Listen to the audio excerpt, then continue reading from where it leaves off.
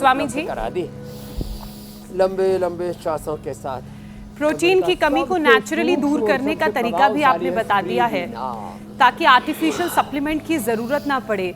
लेकिन एम्स के डॉक्टर्स का ये कहना है कि खांसी अब 3-4 दिन तक जो होती थी वो नहीं होती है, बल्कि ये बढ़कर 3-4 हफ्तों तक लगातार चलती है, लोगों को परेशान करती है। और लगातार खांसने से जो हमारा डायफ्राम है और जो इंटरकोस्टल मसल्स हैं उन पर बहुत प्रेशर पड़ता है।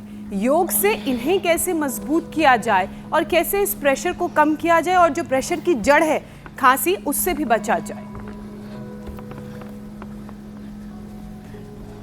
देखो एक बच्चा आया था, कौन सा है खांसी वाला, अभी आया कि नहीं आया? ये इधर आ। कितने साल से खांस रहा था? 10 साल। 10 साल से खांस रहा था। क्या नाम बेटा? विकास। विकास। इतनी बुरी हालत थी 10 साल से, और अब क्या हाल है? अभी 4 दिन से बहुत एक ठसका भी नहीं चला है। एक ठसका भी नहीं आया। इसकी पत्नी परेशान। ये इधर रही बिटिया कि भाई ये खांसने वाला पति पल्ले पड़ गया, ना सोता है ना सोने देता है, और बेचारी परेशान और हो जाए खांसते खांसते। आंखों का बुरा हाल, गले का बुरा हाल, पेट का बुरा हाल, फेफड़ों का, दिल का बुरा हाल, और अब पूरी खांसी ठीक हो गई।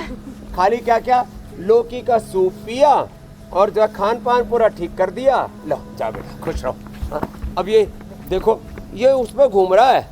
हाँ नीचे देखो चश्मा है, कभी तोड़ दो।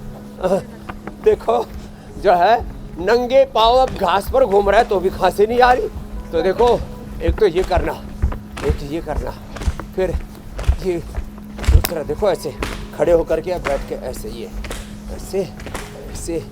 और खांसी के लिए कंठामृत ब्रोनकोम चूसना, चूस रहे हो ना, कंठामृत ब्रोनकोम। और लौकी तो अलौकिक है, वात पित्त कफ दोष बढ़े हुए हो, मोटापा बढ़ा हुआ हो।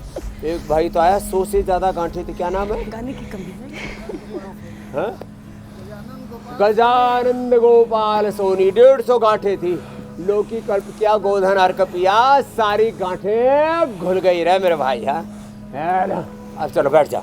तो क्या करना, जिनको भी खांसी बहुत ज़्यादा आती है, अनार, पपीता और उबला हुआ सेव, हाँ ऐसे सेव ठंडा होता है, और ये करना है, फिर गोमुखासन करना है। और हाँ ये करो सब बैठे बैठे। तो कंठामृत और श्वासारी ले लेना, थोड़ा मुंह में, जैसे काली मिर्च, मुलैठी, मिश्री और एक टुकड़ा अदरक का, एक टुकड़ा जो है हल्दी का डाल करके, थोड़ा केसर, लौंग, काली मिर्च, सौंफ आदि मुंह में डाल के चूस लेना। नहीं तो खदरावती, लवंग आदि बटी, श्वासारी ब्रोनकोम हमने बताया। चना, भुना हुआ चना गजब है, भुना हुआ चना, उसी को खाओ किशमिश के साथ, द्राक्ष के साथ या खजूर के साथ। और हाँ उसी के आटे की, भुने हुए चने के आटे की रोटी बना करके च्यवनप्राश यानी के साथ खाओ। और सब खाना पीना बंद। मैं 3 बातें जरा बोल रहा हूँ, जरा गौर से सुनना।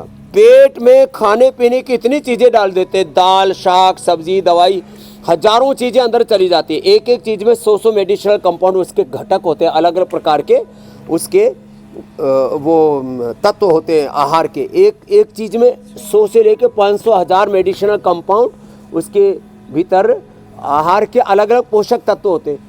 आप जो है कम से कम अलग अलग प्रकार की दालें, अलग अलग प्रकार के अनाज, अलग अलग प्रकार की शाक सब्जियां, ड्राई फ्रूट्स एक ही बार शरीर में ठोक देते हो। पेट भी जरा पगला जाता है, इतनी चीज़ें मेरे पास आ गई, मैं इनको कैसे प्रोसेस करूं?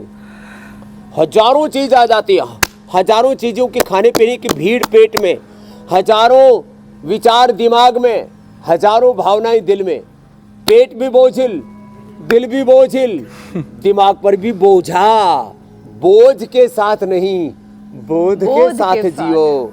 न पेट में भीड़ रखो, न दिल में, न दिमाग में। ये भीड़, हाँ भीड़ के बीहड़ में आदमी खोसा गया है। इसलिए एक निष्ठ रहो, एक साधे सब सधे, सब साधे सब जाए, सब जाए। इसलिए मैं कहता हूँ एक बार में एक अनाज खाओ, एक रागा, हाँ, एक रागी, एक बाजरा, एक जवार, एक मई। स्वामी जी इसीलिए मुझे लगता है कि हमारे जो पूर्व पुरुष रहे हैं उन्होंने ही योग को खोजा था, ताकि जिस भीड़ का आप जिक्र कर रहे हैं उसमें हम खो ना जाएं, और चाहे वो मानसिक रूप हो या शारीरिक रूप से। लेकिन स्वामी जी 18 से एक योग को साथ लो। जी स्वामी जी।